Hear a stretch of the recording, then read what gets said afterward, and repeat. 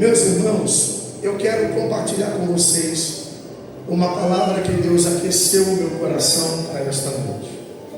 Eu parto de Gênesis, capítulo de número 1, versículo é o versículo de número 26. Eu sei que eu prego por uma igreja extremamente bíblica, analítica, ensinada. Como vocês já me ouviram falar, eu conheço o vosso pastor há pelo menos 25 anos. Eu sei exatamente onde estou. Já estive aqui algumas vezes substituindo o pastor Nailton, claro que na tentativa de substituí-lo em algum curso teológico. Já fizemos alguns seminários juntos. E eu me lembro que uma vez ele me trouxe aqui para falar sobre as peças do tabernáculo. Lembra dessa eleição? Pastor, o senhor vai lá para falar sobre as peças do tabernáculo. Eu tinha que falar sobre o altar do holocausto, a mesa dos pães, o candeeiro, o altar de incenso e a arca da aliança. Naquele dia eu fiquei quase 3 horas em cima da tampa da arca, no propiciatório. E aí não deu para falar de nenhum outro objeto do tabernáculo. Eu sei que falo a uma igreja extremamente instruída, portanto preciso que você preste bastante atenção, porque não vou pregar em cima do óbvio, eu vou pregar em cima daquilo que você precisa prestar bastante atenção para poder absorver. Gênesis capítulo de número 1, versículo de número 26 diz assim: E disse Deus: façamos o homem à nossa imagem, conforme a nossa semelhança, e domine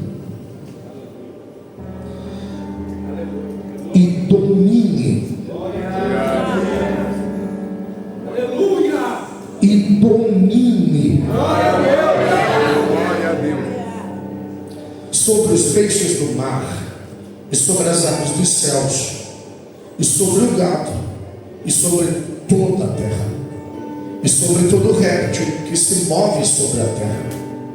E criou Deus o homem, a sua imagem de Deus o criou, macho e fêmea os criou. E Deus os abençoou, e Deus lhe disse: frutificai e multiplicai-vos, e enchei a terra, e sujeitai-a, e dominai-a. Aleluia!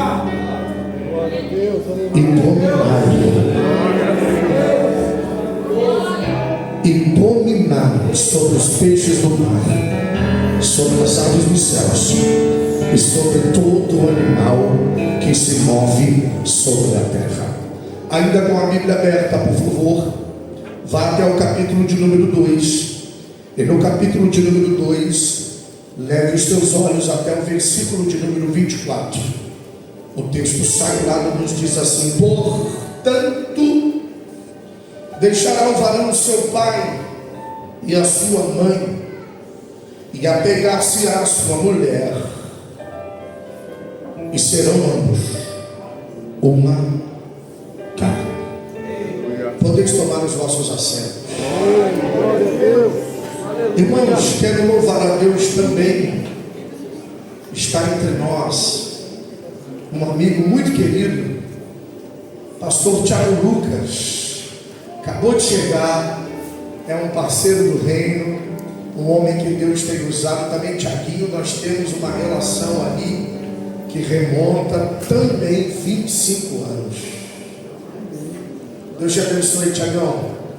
Tiagão, quando eu olhei o sábado passado no VR Street, quando eu olhei do meu lado, lá estava o pastor Tiago, e teve a paciência de nos ouvir naquele sábado, e hoje aqui. Deus abençoe, queridão.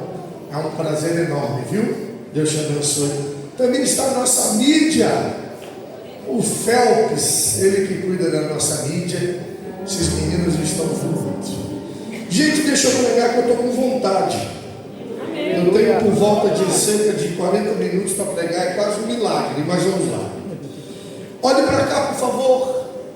Deixe-me trazer aquilo que Deus colocou no meu coração e compartilhar com você. Preste bastante atenção aqui. Venha comigo. Eu tenho uma palavra profética para entregar para a sua vida e para a tua casa. Eu vou partir a priori de Gênesis capítulo de número 2 e o versículo de número 24. Em Gênesis, no capítulo de número 2 e no versículo de número 24, há um propósito, há uma ideia clara e muito bem definida no que se refere ao projeto de Deus chamado família. O texto não exige de nós tanta força para compreendê-lo e experimentá-lo. O texto diz: portanto, deixará o homem o seu pai e a sua mãe. Isso é factual, isso é fato, isso é um propósito bem claro. Deixará o homem o seu pai e a sua mãe e unir-se-á a sua mulher, e serão ambos uma só carne. Deus deixa claro uma ruptura necessária para um novo tempo, para um novo propósito. O homem que nasceu de uma mulher, com a participação direta de um homem, chegará um momento em sua vida em que precisará deixar o seu vínculo materno, o seu vínculo paterno. Ele terá que romper com o cordão umbilical, seja ele físico ou ainda do ponto de vista de uma simbiose. Ele terá que romper. Ele vai seguir o teu caminho, encontrará uma mulher e unir-se-á a esta mulher. E ao unir-se a esta mulher, será com ela uma só carne. Essa junção faz nascer um novo núcleo familiar. Essa junção, ela se multiplica como uma célula. E na junção do homem e de uma mulher, nós temos de novo um outro núcleo familiar. Eu preciso tocar de uma forma bem sensível e trazer a vós outros que me ouvem aqui o conceito de família. Porque deixar o pai e a mãe nem sempre implica não ter o pai e a mãe. Deixar o pai e a mãe não significa de que eu não tenho pai e mãe. Eu os deixei, mas os deixei para um propósito específico: o nascedouro de um novo núcleo familiar. Vem comigo aqui, vem comigo. O nascedouro de um novo núcleo familiar. Pensando a ideia de família, porque quando o pastor Nailton entrou em contato conosco, ele disse que era uma campanha cuja temática repousava sobre a ideia família guardada, preservada no altar. Uma vez que nasce um novo núcleo familiar, eu preciso tocar no conceito de família de forma delicada, porque às vezes há um equívoco na compreensão de família. E posso lhe dizer que a partir do momento, com base bíblica, que a partir do momento que você deixa o teu pai, você deixa a tua mãe, une-se a sua mulher, essa junção forma um novo núcleo familiar. Então a tua família é você, a tua família é o teu esposo ou a tua esposa, a tua família é a prole que virá da junção do marido e da mulher. Todos os outros que ainda existem, eles passam a ser os seus parentes. Família é você, é a tua esposa e é o teu filho. Para exemplificar isso, a minha família, ela é composta da minha pessoa, da minha esposa e do meu filho que me ouve. Mas eu continuo tendo pai, eu continuo tendo mãe. Eles serão honrados, tal como diz as Escrituras. No entanto, é claro o propósito de que são agora os meus parentes.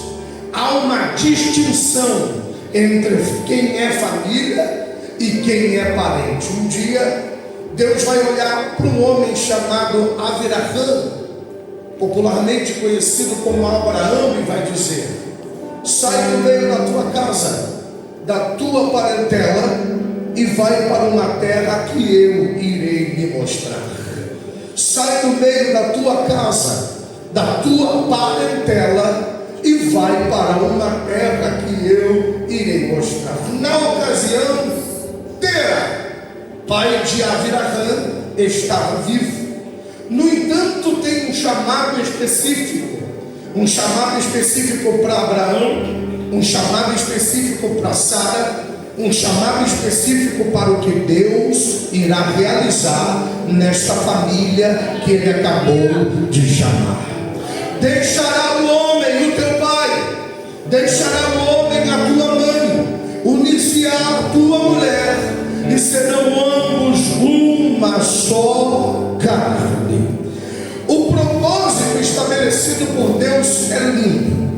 Quando Deus, Ele cria da matéria, da costela de Adão, uma mulher, uma disjuntora, e entrega esta mulher com muito amor e carinho para Adão, e diz a ele: vocês vão frutificar, vocês irão multiplicar, porque eu estou criando aqui um núcleo familiar.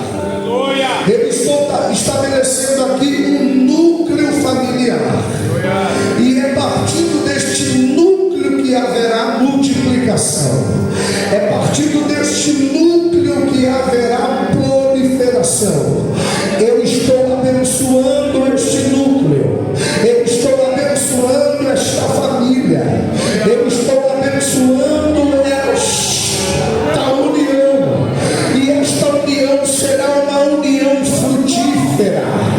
Esta família será uma família frutífera, esta família será uma família abençoada, esta família será uma família de reino, esta família será uma família de governo, esta família será uma família estabelecida, onde o meu nome será glorificado e exaltado. O bendito seja o nome do Senhor. Agora atente para um detalhe, atente para um detalhe, por favor.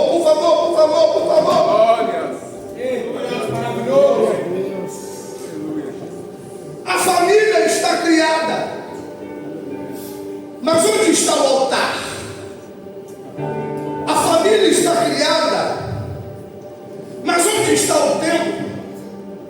A família está criada, onde está o tabernáculo? A família está criada, onde está a igreja? Eu percebo um núcleo familiar criado antes de todas as outras propostas e ideias. Eu percebo um núcleo familiar criado antes de todas as existências que nós viemos a conhecer. Sabe o que eu aprendo aqui? Eu aprendo aqui que o primeiro altar onde Deus se manifestou, eu vou de novo, o primeiro altar onde Deus se manifestou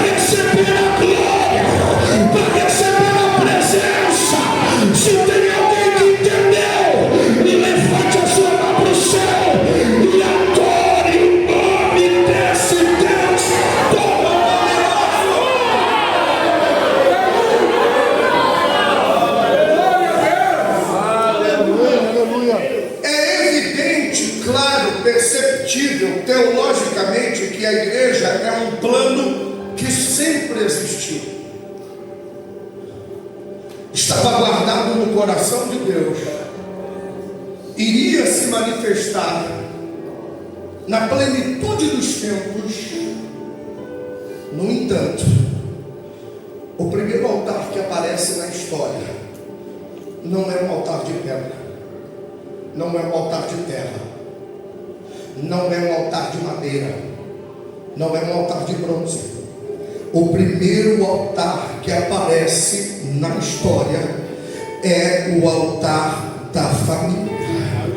É o altar que o Senhor Deus decidiu. A Bíblia vai dizer em Gênesis, no capítulo 3, no versículo 8, que quando Deus passeava no jardim, na viração do dia, quando Deus passeava no jardim, na viração do dia, quando Deus passeava no jardim, na viração do dia, caminhando no jardim, na viração do dia, sabe o que é que temos aqui?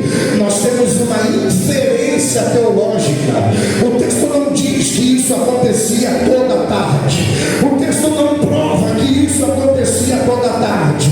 Mas nós temos uma flexibilidade hermenêutica para entender, uma inferência. Dá-se a nos entender que por vezes o Senhor, na viração do dia, Ele descia com a sua sacrossanta presença. Ele não enviava anjo, Ele não enviava arcanjo, Ele não enviava serafins, mas o texto vai dizer que era Ele mesmo que caminhava no jardim, era Ele mesmo que andava no jardim, era Ele mesmo que passeava. Sabe o que é isso? Era Deus manifestando a tua presença no seio da família, no seio de Adão e Eva. Não era altar de pedras, eram corações que recebiam a presença do Deus Todo-Poderoso. A viração da palavra. O Senhor está permitindo a sua presença. O Senhor está permitindo, agraciando a sua presença. Veja o texto, perceba o que eu estou querendo comunicar com você. Ele não enviava anjo para ver como estava a família. Ele não enviava arcanjo para ver como estava a família. O texto da minha versão diz que Deus passeava. É um Deus sentado na eternidade. É um Deus todo grandioso, poderoso, que decidia se levantar do teu trono na viração do dia. Ele descia sobre o jardim e passeava para ver como estavam os teus filhos, para ver como estava a família, para ver como estava. Sabe por quê? Porque o primeiro altar que Deus estabeleceu não era altar de areia, não era altar de pedra, era altar de corações que o adoravam. O primeiro altar é um altar chamado família. Ele manifestava a sua presença. Ele descia para trazer a sua graça. Ele descia, na inferência teológica, em qualquer comentarista que você for ler, ele descia para comungar, para ter a presença, para nutrir, para abençoar. Não havia intermediações. Ainda não tinha cordeiro para ser oferecido, ainda não tinha cordeiro para ser, não, era só a presença. Não havia nada no meio, não havia nada colocado no meio, era só a presença inacessível desse Deus Todo-Poderoso. Diga comigo assim: o primeiro altar tem nome. O primeiro altar se chama família. Quando você vai discorrer a Bíblia Sagrada, escute isso, vamos lá, vamos crescendo aqui. Na medida que você começa a estudar a Bíblia Sagrada de forma sistemática, na medida que você se propõe a conhecer os textos bíblicos, você vai perceber que o altar sempre fez parte daqueles que desejavam desejavam ardentemente o Senhor. Eu vou de novo. Você começa a estudar a Bíblia e você vai ver. Se tinha alguém que queria ter o Senhor por perto, se tinha alguém que o desejava ter por perto, se tinha alguém que o almejava ter por perto, e fatalmente esse alguém teria um altar erigido. Fatalmente, se era alguém que queria ter a presença de Deus, se era alguém que desejava ter a presença de Deus, se era alguém que tinha fome de Deus, inevitavelmente você ia enxergar um altar perto deste homem. Quando você abre a sua Bíblia em Gênesis, no capítulo de número 8, versículo de número 20, sabe o que está acontecendo ali? Nós estamos chegando no final do dilúvio, nós estamos chegando no final de uma era caótica, nós estamos chegando no final de um tempo difícil. Quando Noé sai da arca, sabe qual é a primeira coisa que ele vai fazer? Ele não vai fazer uma festa de aniversário, ele não vai fazer um churrasco, ele não vai fazer um descanso, não. Quando ele sai da arca, a primeira coisa que ele vai fazer, ele edificou Noé um altar ao Senhor. Ele edificou Noé um altar ao Senhor. Ele edificou Noé um altar ao Senhor. E tomou de todo animal limpo e de toda ave limpa e ofereceu holocausto sobre o altar. Este era um ato de adoração, este era um ato de gratidão pelo fato do Senhor Deus ter salvo Noé do dilúvio. Sabe por quê? Porque quem quer ter Deus em primeiro lugar, ele não prioriza rolê, ele levanta altar, ele estabelece altar. Quem tem fome do Senhor vai sempre priorizar e estabelecer altares. O altar sempre fez parte da vida daqueles que desejam a presença de Deus. Ele está saindo da arca, a primeira coisa que ele vai fazer, eu vou levantar um altar. Porque eu preciso ter o Senhor. Estou provando isso para você. Porque eu preciso ter o Senhor perto de mim. Porque eu quero ter o Senhor perto de mim. Eu preciso da presença do Senhor aqui perto de mim. Noé, quando ele sai da arca, a primeira coisa que ele vai edificar é um altar. A Bíblia também vai falar de um homem, e eu já citei o nome dele aqui, Abraão. Esse daí, irmão, pelo amor de Deus, se ele ia viajar, antes da viagem, levantava um altar. Quando ele chegava, levantava outro altar. Quando ele saía, levantava um altar. Sabe por quê? Porque quem tem desejo na presença do Senhor, você vai encontrá-lo com o altar erguido, você vai encontrá-lo com adoração estabelecida e o nome do Senhor sendo glorificado. Abraão era um homem conhecido pelos altares que levantou. Ele não saía sem antes levantar um altar e invocar o nome do Senhor. Ele não chegava sem antes começar qualquer outra coisa sem levantar um altar. Eu estou mostrando para você que ao longo das Escrituras, os altares sempre fizeram parte. Eu estou mostrando para vocês que é difícil você olhar para alguém que diz que ama Deus, você olhar para alguém que diz que deseja Deus, você olhar para alguém que diz que anseia por Deus e não ter um altar erigido ali. Todo homem apaixonado por Deus, você vai encontrá-lo ele de frente de um altar, adorando e exaltando o nome santo do Senhor. Abraão levantou vários altares. Isaac edificou um altar na cidade de Berseba. Jacó edificou um altar na cidade de Betel. Moisés construiu o altar depois da vitória contra os amalequitas. Sabe o que é isso? Noé levantou o altar, Abraão levantou o altar, Isaac levantou o altar, Jacó levantou o altar, Moisés levantou o altar, porque é impossível alguém amar ao Senhor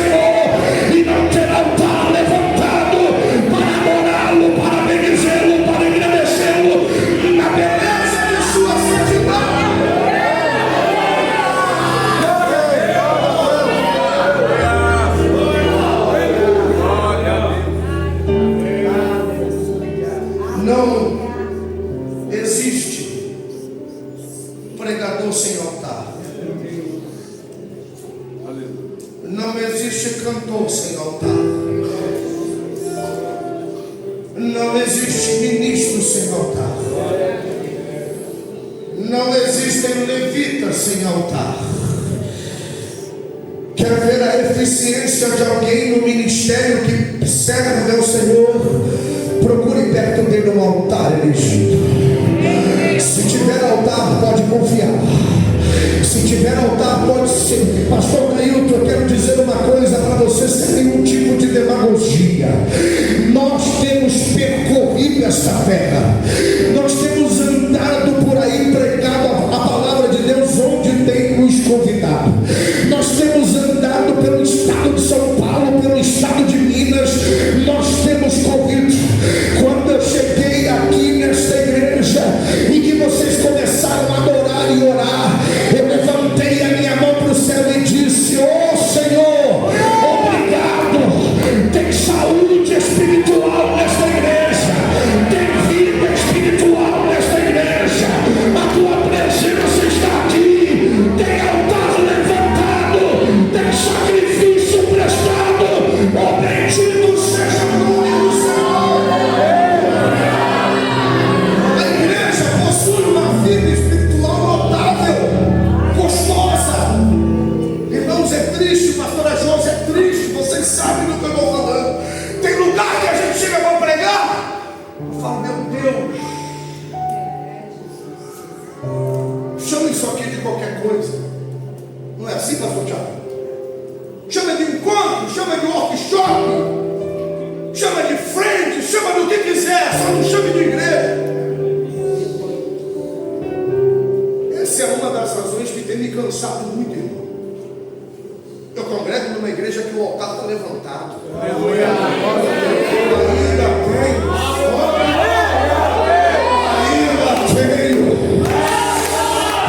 Pode vir queimar. Pode vir queimar.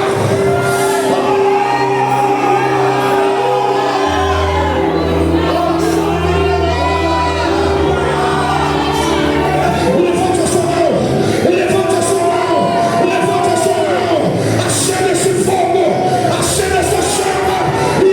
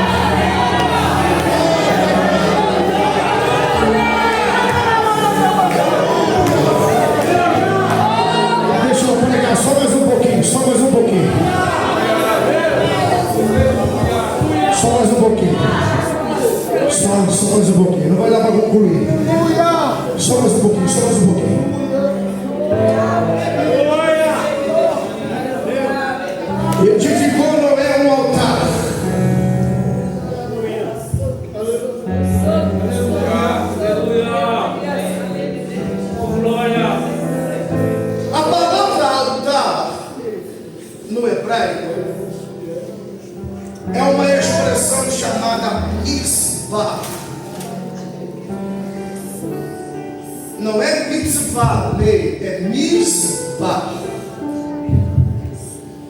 É o que significa a palavra altar.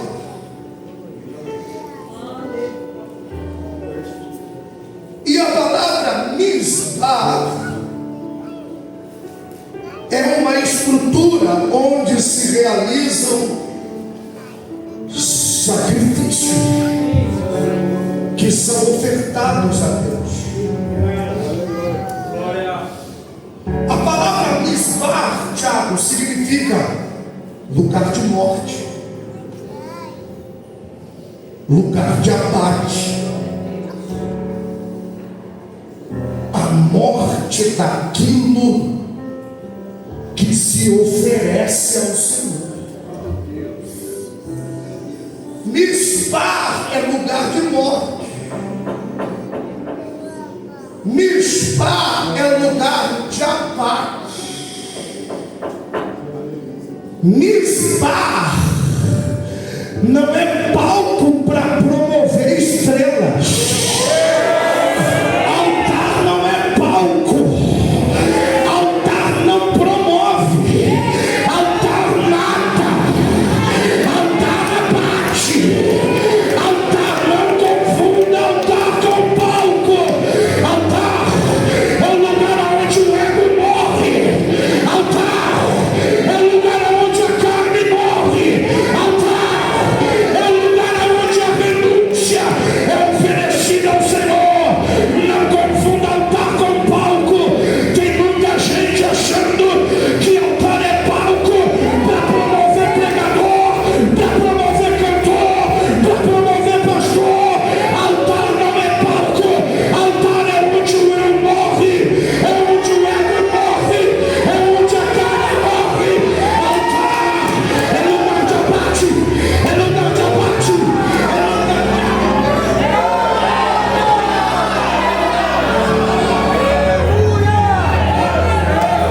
Deus não nos chamou para levantarmos palco, porque palco promove estrela, palco promove artista, palco promove coach.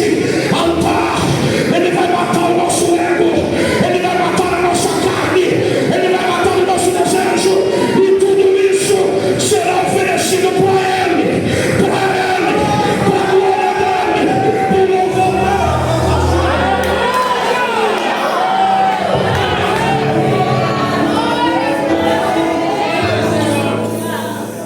Tem gente confundindo as coisas. Altar não é palco de promoção. Altar é lugar de abatimento. No altar não se sobe de cabeça erguida. No altar se sobe abatido como uma ovelha entregue para ser oferecida para o louvor dele. No altar a minha vontade morre, o meu desejo morre, os meus sonhos morrem, a minha carne morre, para que ele viva, para que ele viva, para que ele viva. É tudo nele, é tudo para ele, e por ele são todas as coisas.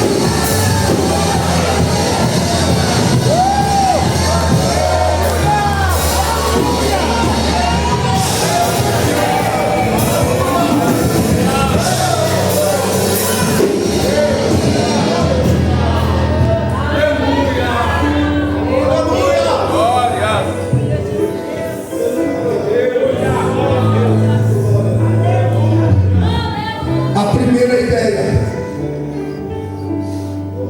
é a ideia de lugar de morte, de lugar de abate. Tudo está movendo para ele. Estamos sacrificando para ele. Paulo dizia: agora não tenho mais a minha vida como preciosa. Por causa dele sou entregue à morte todos os dias. Porque todas as vezes que abro os meus olhos, a minha vida é oferecida para ele como libação. Eu vivo, não mais eu, mas Cristo vive em mim.